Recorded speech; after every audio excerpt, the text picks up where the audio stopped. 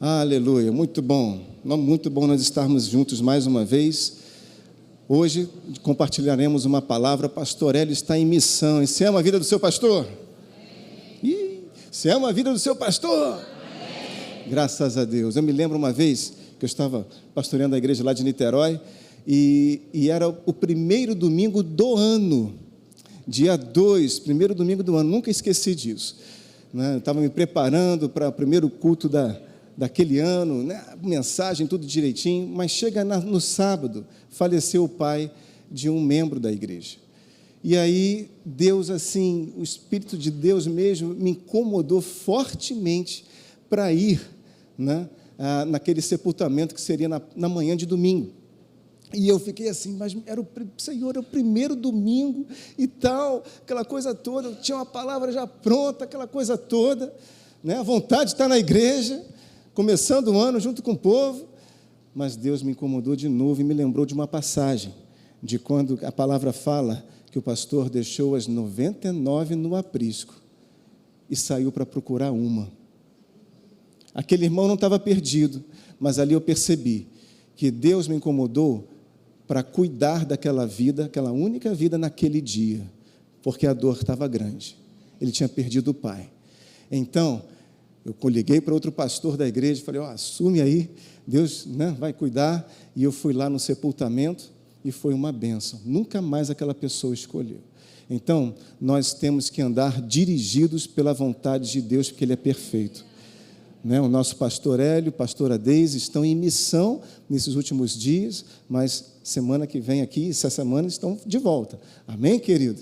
Então, fica tranquilo, porque ele está em missão, está cumprindo algo que Deus colocou no coração dele. E isso é maravilhoso. Eu gostaria que você abrisse a sua Bíblia lá em Lucas.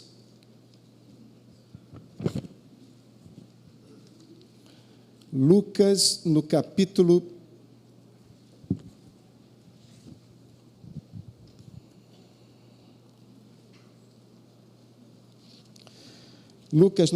23, eu não sei se você tem acompanhado as nossas lives de oração, não quero aqui ficar reforçando nenhuma ideia, mas elas têm sido uma bênção.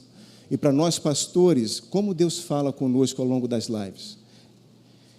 E eu compartilhei um dia aí, um texto bíblico, que assim como foi com Mateus capítulo 14, eu parei, estacionei aqui em Lucas 23, e Deus está mexendo, edificando. Lá no versículo 39, eu não vou ler o texto todo, mas aqui ele trata, justamente é um texto que trata da crucificação do nosso Senhor Jesus. E especificamente no texto, capítulo 23, versículo 39, diz assim: um dos malfeitores crucificados blasfemava contra ele. Jesus estava entre dois malfeitores.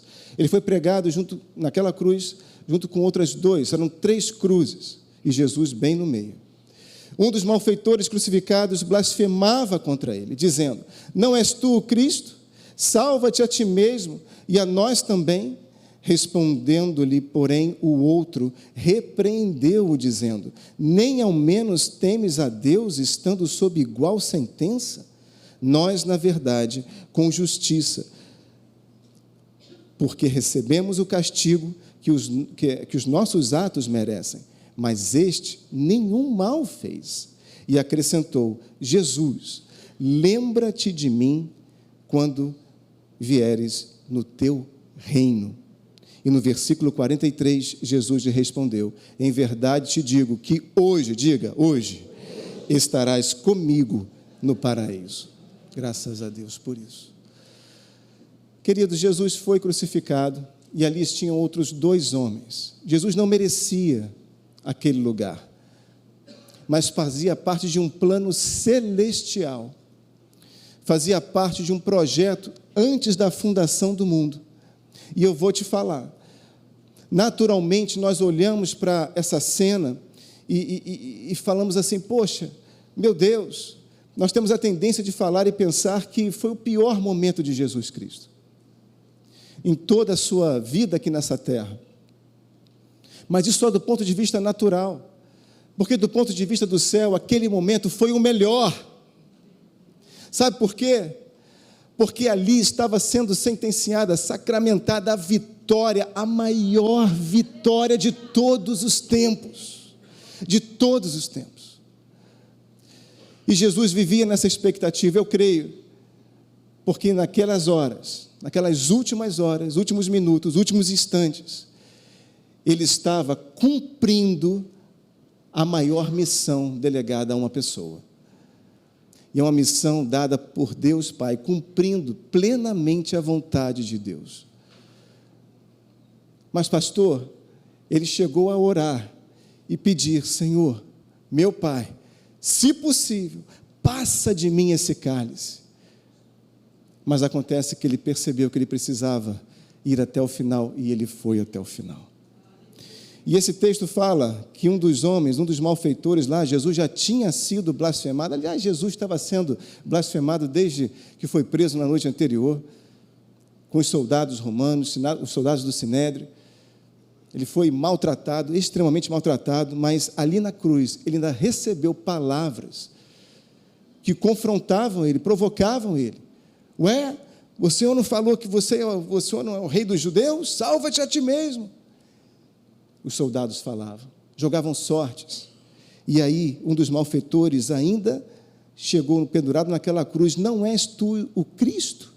Salva-te a ti mesmo e nós também. Olha só, ele não declarou isso por Jesus, ele declarou isso por ele. Olha, salva-te a ti mesmo e tira a gente daqui também, já que dizem, ou você mesmo falou que tinha poder, que tem poder. Mas Jesus não respondeu, porque Deus não atende a soberbos. Queridos, nós temos que ter um coração humilde. Não importa o que você já viveu, não importa o que você na internet está acompanhando esse culto, já viveu ou ainda vive. O que importa é que Deus pode te lavar por completo, e Ele te recebe como você é e como você está. Porque você não é aquilo que você está vivendo. Você está assim, mas Deus quer te mostrar quem você é em Cristo Jesus. Agora, aquele homem, aquele malfeitor, ele foi repreendido pelo outro, que não me pergunte, a Bíblia não relata se em algum momento ele ouviu falar de Jesus, ou se naquele momento ele estava conhecendo Jesus ali na cruz, não sei. Só sei que ele respondeu, porém o outro, repreendendo o primeiro malfeitor: nem ao menos temes a Deus, estando sob igual sentença? Aqui você já vê, já enxerga um coração humilde, um coração rendido, um coração entregue, um coração que estava arrependido de estar ali, reconhecido que merecia, mas também crendo que podia ser diferente, que o final dele não era aquele ali na cruz. E ele se vira para Jesus, no versículo seguinte: Senhor, lembra-te de mim, no versículo 42, quando vieres no teu reino. E ele fala para Jesus: olha, quando vieres no teu reino, o que dá a entender que ele já tinha ouvido alguma mensagem, porque Jesus mesmo ensinou a oração, né? Olha, venha o teu reino, estabeleça-se o teu reino aqui nesta terra. Lembra-te de mim, Jesus, quando vieres no teu reino. Mas Jesus respondeu: em verdade eu te digo. Eu acho lindo isso. Jesus, naquele momento de crucificação, querido, ele estava pendurado, passou, sei lá quantas horas acordado apanhando, as forças, ele não devia ter nem força para falar direito, mas ele fez questão de responder àquele homem: hoje mesmo, em verdade te digo que hoje estarás comigo no paraíso. Não vai ser quando o meu reino vier, vai ser hoje, é hoje, é hoje, é hoje. Hoje mesmo. O primeiro a entrar com Jesus no paraíso, uma pessoa que estava ali, padecendo de morte de cruz. E você sabe que só eram condenados à morte de cruz os piores, né? Aqueles que faziam coisas horrendas, e aí serviam de exemplo para ninguém mais repetir aquilo que a pessoa fazia. E aquela pessoa entrou com Jesus no paraíso. Hoje é o teu dia também. hoje é o teu dia também.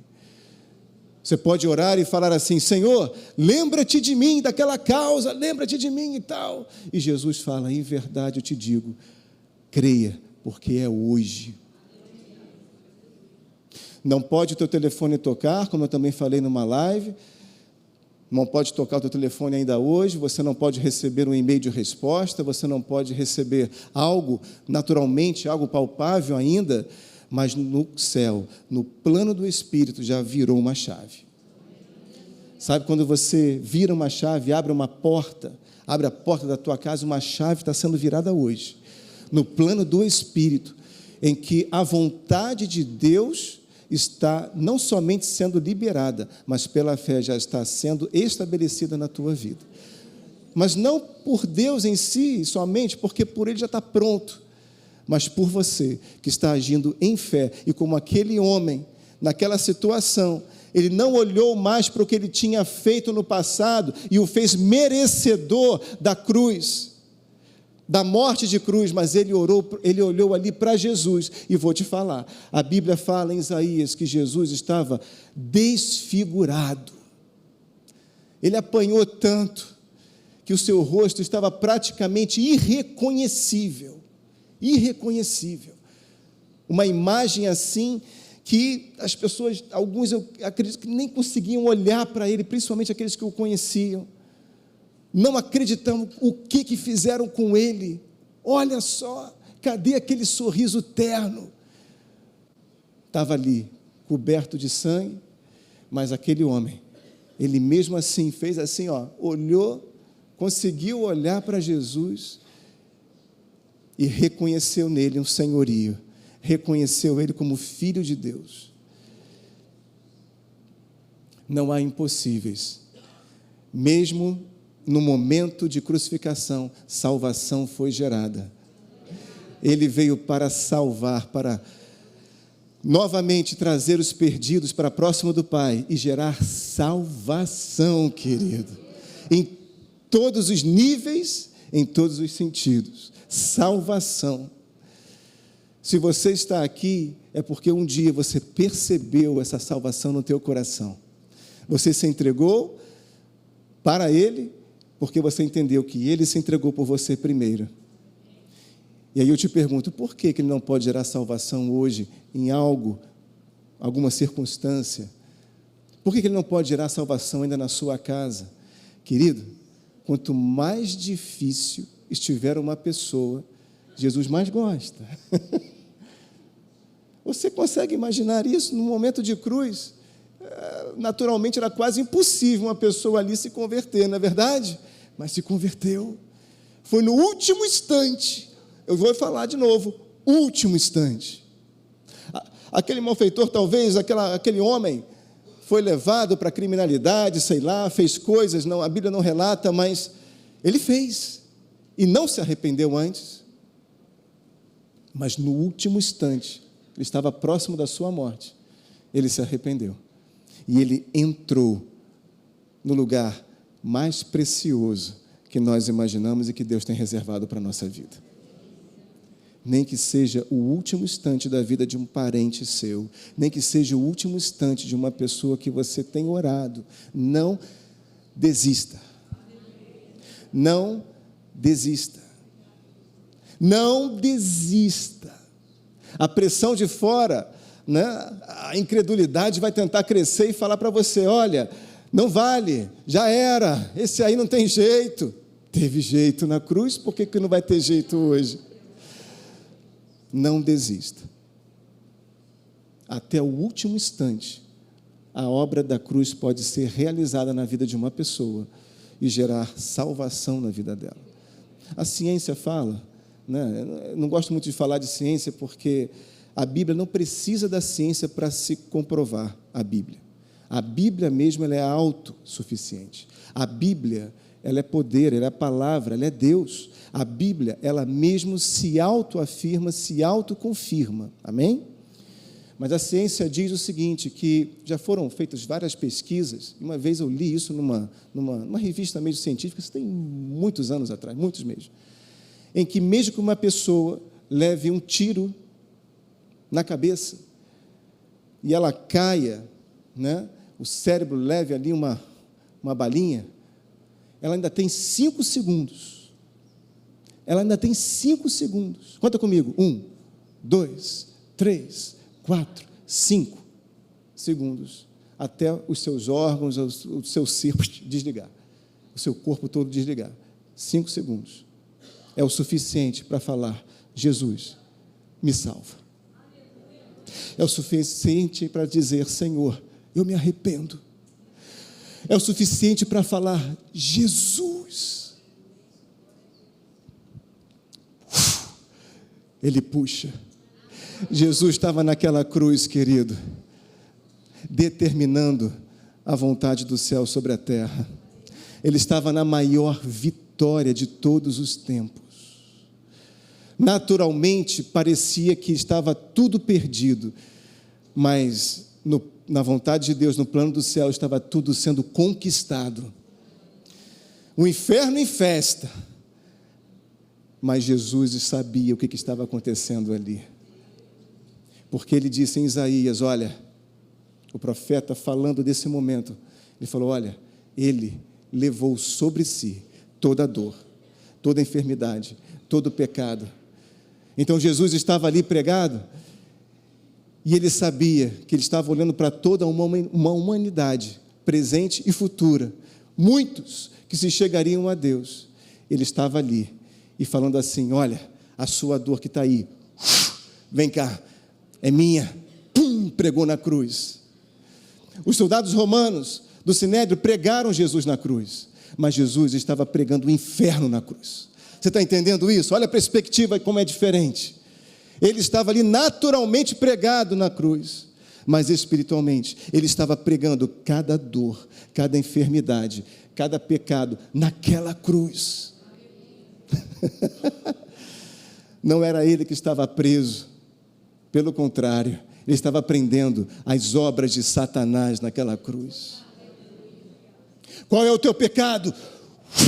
Ele puxava, é meu, esse jugo é meu, agora me pertence, eu estou levando sobre mim todo o teu pecado, todo o teu erro, eu estou levando sobre mim toda a sua falha, tudo aquilo que não te pertence mais, toda a dor é minha. Qual é a dor do teu coração? É a dor do coração? Me dá, pum, dores profundas de decepção, pessoas que foram rejeitadas desde o ventre, cada um tem uma história, querido, mas Jesus, ele pode mudar toda e completamente toda a história, ele pode. Eu já conversei com pessoas que foram rejeitadas desde o ventre, e chegaram para mim e falaram, pastor, eu sei, o meu pai não me desejava, o meu pai não me queria, a minha mãe também não, eu fui assim uma gravidez indesejada, imagina isso. Isso tem um impacto muito grande, sabe, na personalidade, na formação de uma pessoa. Mas eis que Deus hoje te diz que você foi desejado por Deus sempre, sempre. Desde a fundação do mundo, como Ele falou para Jó, Deus tinha um plano muito bem definido e Ele te amou primeiro, antes de formar todas as coisas. Ele já tinha você no coração dEle. Raiz de rejeição é minha, pá, cravou na cruz, e a vitória estava sendo consumada, e a vitória estava sendo consumada para a eternidade, aleluia. Deus se entregou por nós, para uma obra eterna, querido. Naquela cruz, era o inferno que estava sendo envergonhado, estava lá escrito, o Rei dos Judeus, mas o inferno não imaginava que ele estava derrotando, colocando lá na lona Satanás. Olha, Satanás, que Deus amou. Satanás era um anjo próximo de Deus. Você sabia disso? Ele era próximo. Você sabe que o céu tem hierarquia, né? E Deus respeita muito a hierarquia.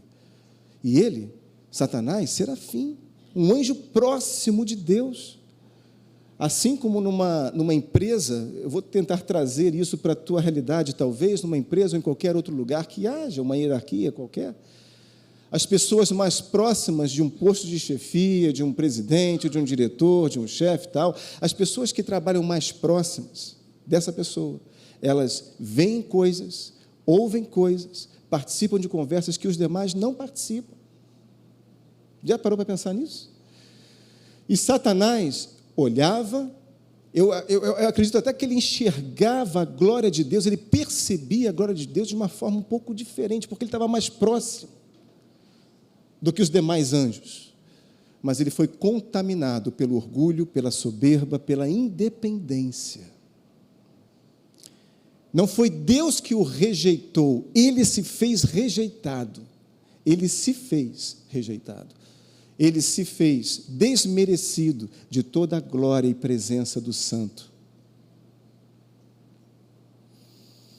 E Jesus agora estava restaurando uma obra que ele tentou sujar na vida de toda a humanidade.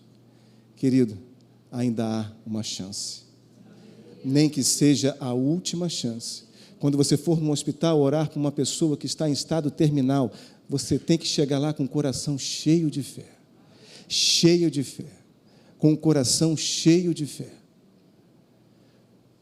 Algumas vezes eu já estive nessa posição. Inclusive, visitando pessoas que eu nunca vi, nunca conheci. Eu fazia um trabalho em hospitais, participava lá de um grupo, a gente entrava e conseguíamos, naquela época, entrar em áreas até de pacientes terminais mesmo.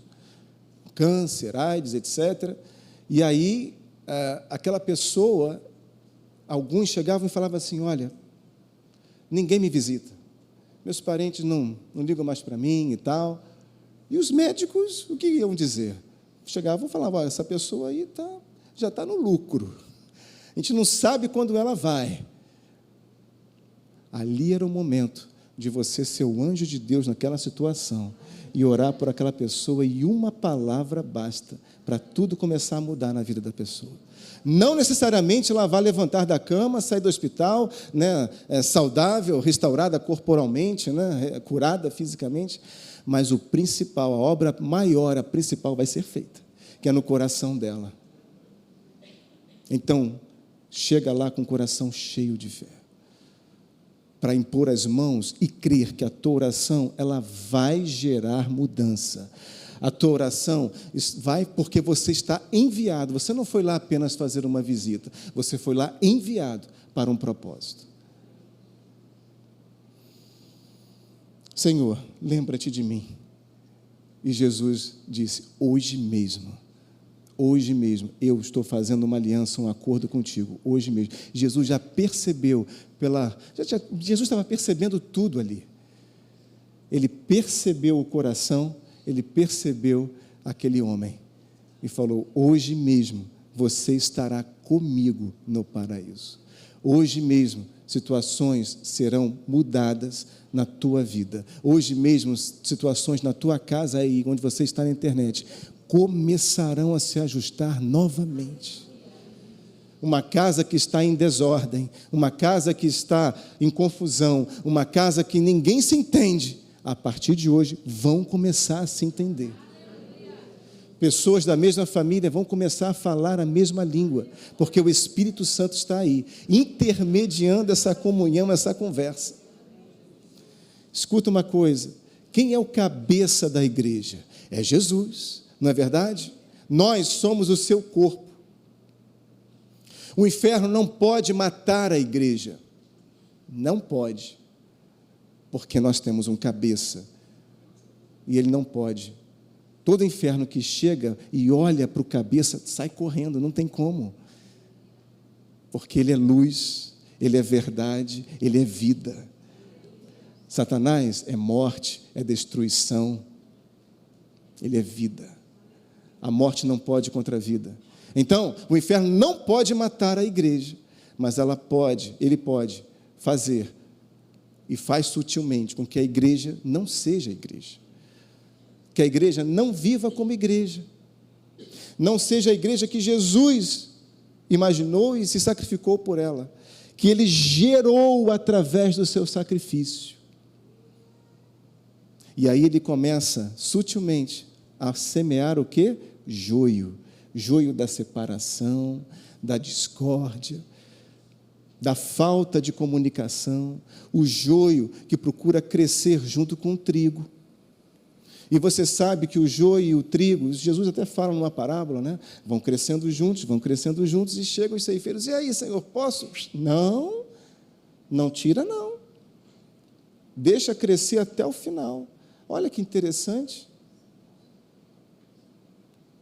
Deixa crescer até o final. Ué, mas não é melhor tirar logo o joio? Não, deixa crescer até o final, para que junto com o joio não arranque também o trigo. Sabe por quê? Só quando os dois crescem até o final, de forma a se tornarem maduros, é que você vai ver a diferença do joio e do trigo.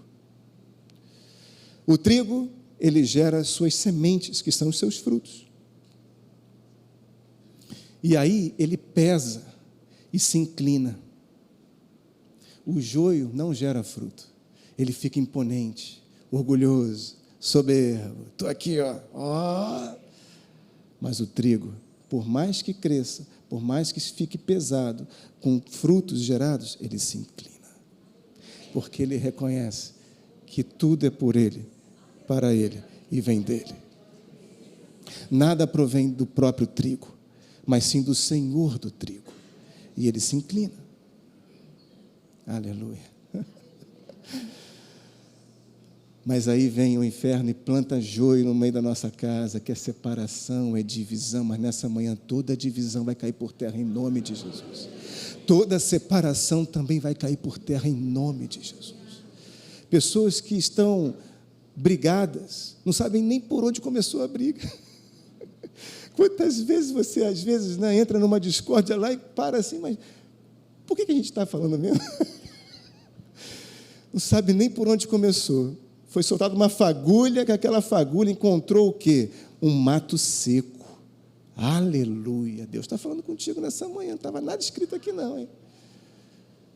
Tudo que uma fagulha precisa para gerar um incêndio é um mato seco. É um mato ali seco, sem água. Por isso que você passa assim numa estrada, vê lá no meio do nada uma paisagem pegando fogo, porque alguém, sei lá, jogou uma cinza, jogou uma ponta de cigarro, jogou algum fogo, alguma coisa, ou simplesmente o sol, né, aqueceu muito e ali pegou e uma fagulha, ela consegue botar incêndio numa floresta seca, consegue. Mas nós somos um povo que somos regados pela palavra, ela é água, rios de águas vivas vão aí na tua vida, na tua casa, na sua família, ela é regada, você está lá, você é fonte de água. Aí vem a fagulha do inferno e não consegue colocar incêndio na tua casa, porque lá tem a água do Senhor. Aleluia, glória a Deus. Glória a Deus por isso. Ali tem água, ela encontra uma terra fofa, não uma terra seca, mas uma terra afofada pela palavra. Uma terra própria para receber a boa semente que é do trigo.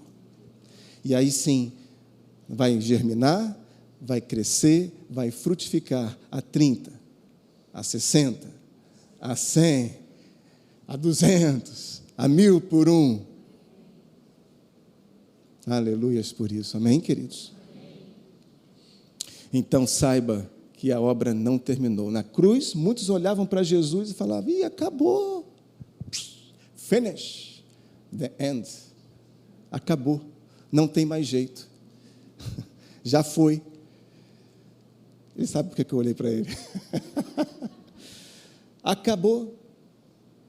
Mas Jesus estava olhando ali e falou, está começando.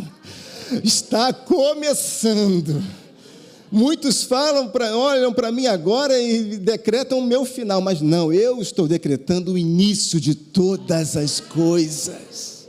Aleluia. Eles nem imaginam, embora ele já tivesse anunciado antes para os discípulos que ele ressuscitaria ao terceiro dia, mas todos aqueles que estavam lá presentes não imaginavam a grandiosa obra que viria 3 dias depois.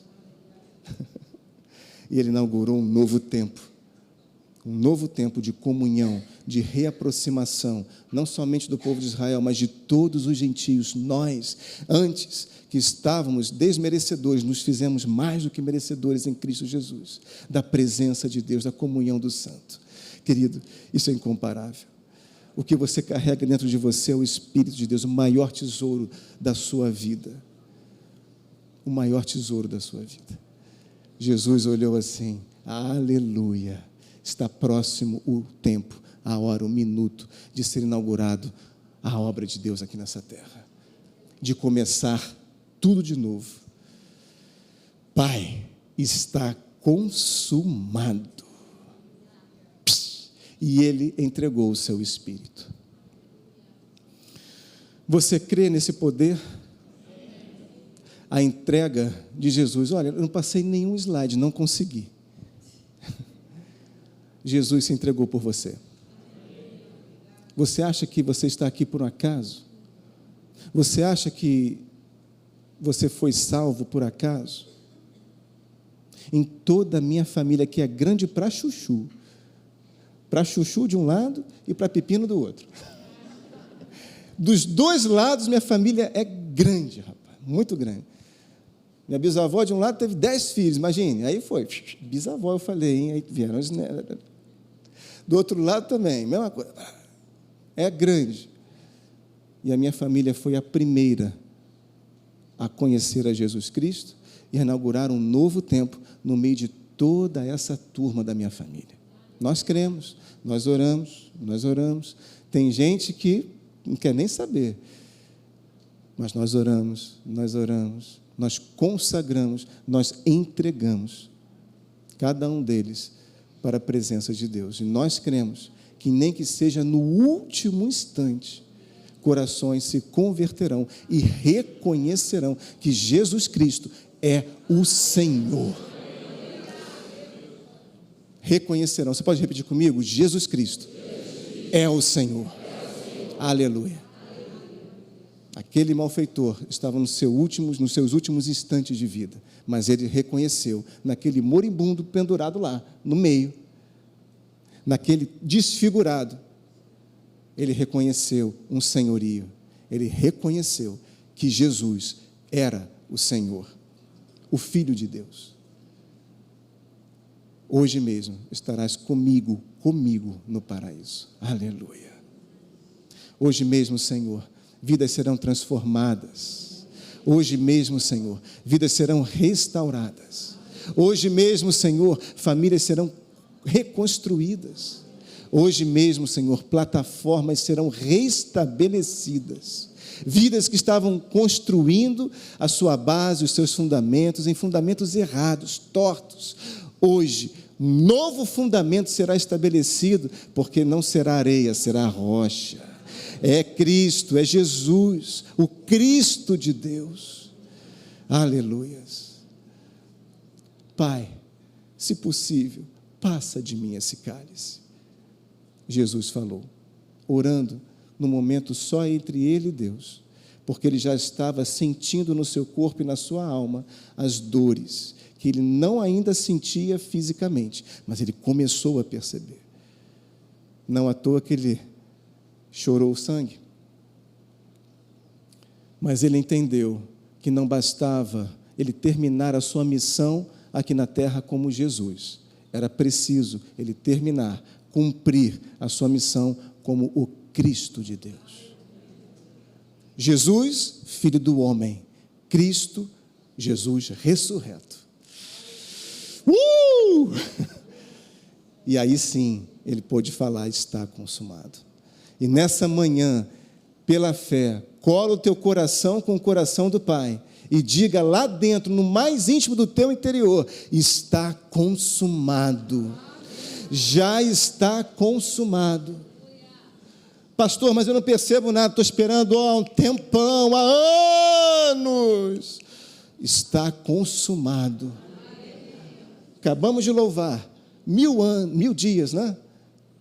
A palavra fala, 1000 é como 1000 anos, é como um dia como 1000 anos. O que são 60, 70, 80 e poucos anos, 90, se você chegar lá, perto de uma eternidade, querido. Não é nem um piscar de olhos, viu? É mais rápido que uma piscada de olhos. Está consumado. Está consumado. Espera, aguarde, porque Deus não está distraído. Pelo contrário, está muito bem atento à tua vida, em tudo que se passa com ela. Amém, queridos? Vamos nos colocar de pé?